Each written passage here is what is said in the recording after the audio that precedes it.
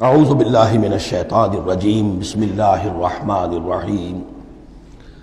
شرائع سماویہ میں کھانے پینے کی چیزوں میں حلت و حرمت، تحلیل و تحریم جو ہے یہ بہرحال ایک اہم موضوع ہے۔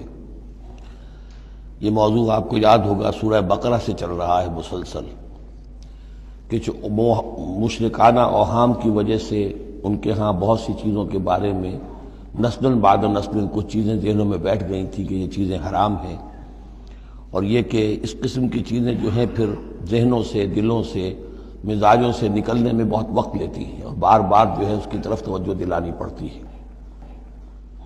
فرمایا یا ایھا الذین آمنوا، اہل ایمان، لا تحرموا طیبات ما احل اللہ لکم، نہ حرام ٹھہرا لو ان پاکیزہ چیزوں کو جنہیں اللہ نے تمہارے لیے حلال ٹھہرایا ہے، ولا تعتدوا، اور حد سے تجاوز نہ کرو۔ یہ بھی ہوتا ہے کہ کچھ لوگ اپنے تقویٰ کے جوش میں اور بہت زیادہ نیکی کے جذبے میں بھی بہت سی چیزیں کہ جو حلال ہیں ان کو اپنے اوپر حرام کر بیٹھتے ہیں۔ ان اللہ لا يحب المعتدین، یقیناً اللہ تعالی حد سے تجاوز کرنے والوں کو پسند نہیں کرتا۔ وَكُلُوا مِمَّا رَزَقَكُمُ اللَّهُ حَلَالًا طَيِّبًا، کھاؤ ان چیزوں میں سے جو تمہارے رب نے تمہیں دی ہیں، اللہ نے دی ہیں، جو حلال بھی ہیں طیب بھی ہیں، حلال ہوں قانونی طور پر، صاف ستھری ہوں، پاک ہوں۔ وَاتَّقُوا اللَّهَ الَّذِي أَنتُم بِهِ مُؤْمِنُونَ، اور اس اللہ کا تقوی اختیار کیے رکھو کہ جس پر تمہارا ایمان ہے۔ لا يؤاخذكم اللہ باللغو فی ایمانکم، یہ قسموں کے سلسلے میں سورہ بقرہ میں بھی بات آئی تھی، اب آخری حکم آ رہا ہے۔ اللہ تعالیٰ مؤاخذہ نہیں کرے گا تم سے تمہاری قسموں میں سے جو لغو ہوتی ہیں، بغیر کسی مقصد کے، بغیر کسی ارادے کے، واللہ باللہ تکیہ کلام کے طور پر استعمال کرنا، جو عربوں کی خاص عادت تھی اور آج تک ہے۔ تو اس کو ظاہر بات ہے کوئی نہیں سمجھتا کہ یہ قسم کھا رہا ہے، یہ تو گویا کہ ان کا تکیہ کلام ہے، تو اس پر مؤاخذہ نہیں ہے۔ وَلَٰكِن يُؤَاخِذُكُم بِمَا عَقَّدتُّمُ الْأَيْمَانَ، لیکن اللہ مؤاخذہ کرے گا ان چیزوں پر کہ جو تم نے قسم باندھی ہے، عقدتم، اب اس میں تاخیر باب تفعیل ہے، پورے اہتمام کے ساتھ تم نے ایک بات طے کی ہے، اس پر قسم کھائی ہے۔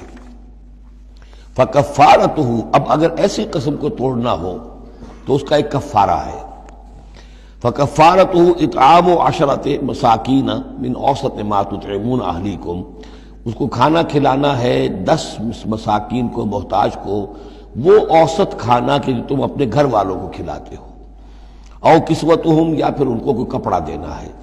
او تحریر رقبہ، یا تیسری شکل یہ ہے کہ کسی غلام کو آزاد کرنا ہے۔ فمن لم یجد، اور اگر کسی کے پاس ان تینوں کی کوئی صورت موجود نہ ہو، کوئی بالکل فقیر ہے اور بالکل اس کے پاس کچھ نہیں ہے، مفلس ہے، فصیام ثلاثۃ ایام، تو 3 دن کے وہ روزے رکھے۔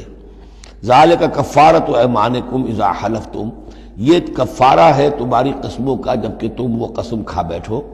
واحفظوا ایمانکم، اور اپنی قسموں کی حفاظت کرو۔ کذالک، اس کا مطلب یہ نہیں کہ لازماً ان کو برقرار رکھو، یعنی کہ قسم اگر ایسی ہے کہ جو کھولنی ہے، توڑنی ہے، جذبات میں کھا بیٹھے ہیں تو کفارہ دو، یہ بھی اس کی حفاظت میں آ گیا۔ واحفظوا ایمانکم کذالک یبین اللہ لکم آیاتہ لعلکم تشکرون، اس طرح اللہ تعالیٰ تمہارے لیے اپنی آیات کو واضح فرما رہا ہے تاکہ تم شکر کرو، حق ادا کرو۔ صدق اللہ العظیم۔